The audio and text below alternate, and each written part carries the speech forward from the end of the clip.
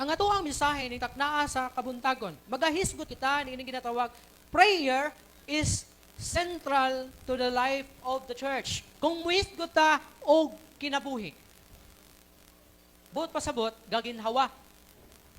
Ang life. Kung mag-isgot ang life, may kinabuhi. O kining ang life, adunay bit. Gaginhawa siya.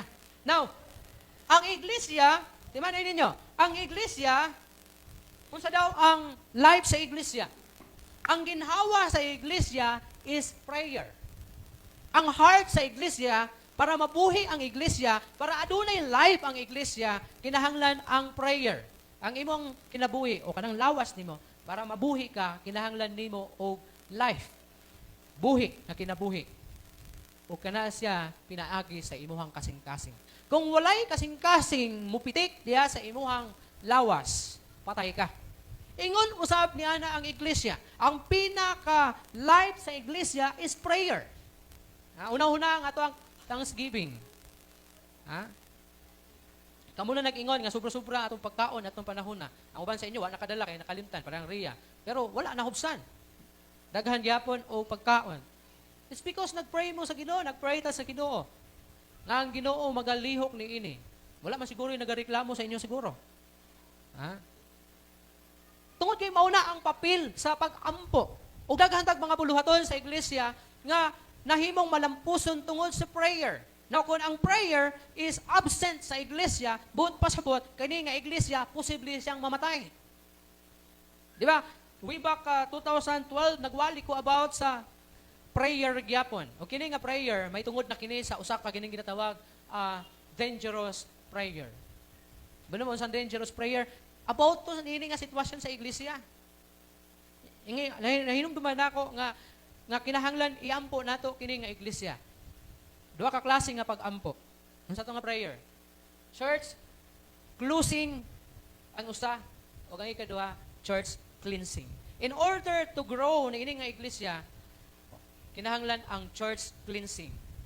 But pasabot kung ikaw ang hinungdan nganong dili ni mutubo nga iglesia, kuhaon ka sa Ginoo. Balag ibutang ka sa laing simbahan.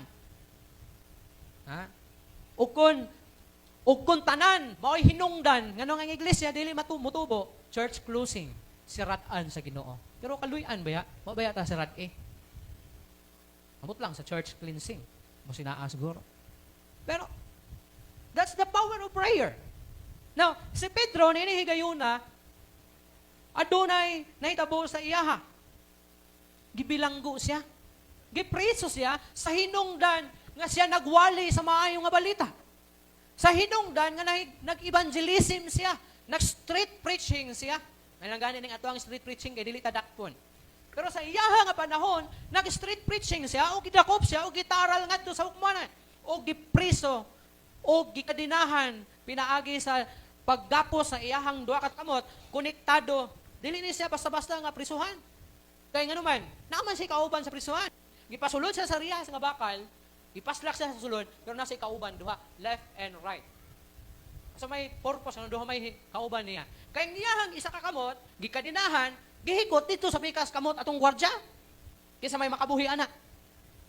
Kasi makabuhi anak. Unya, gikandaduhan ang rihas nga bakal. Unya, sa gawas nga rihas sa bakal, adunay 16 ka buok gwardya nagbantay sa iya. Murag yung grabe kahinyos ang iyang gihimo nga krimen. Nga magwali raman to siya. Pero inana kahigpit o ginana kalisod ang iyang kahimtang sa diha nga napriso siya. Nining panahona ang iglesia na himong hinungdan nganong dunay nahitabo kay Pedro nga murag imposible kaayo. Remember, ang church na gipasabot diri ikaw ni. It's a group of believers. It's a group of followers of Jesus Christ. Ang gitawag nga church, dili ning church building. But this is a group of people. Ikaw ni, kita ni. So, kini na mga tao, nag-ampo sila sa Ginoo.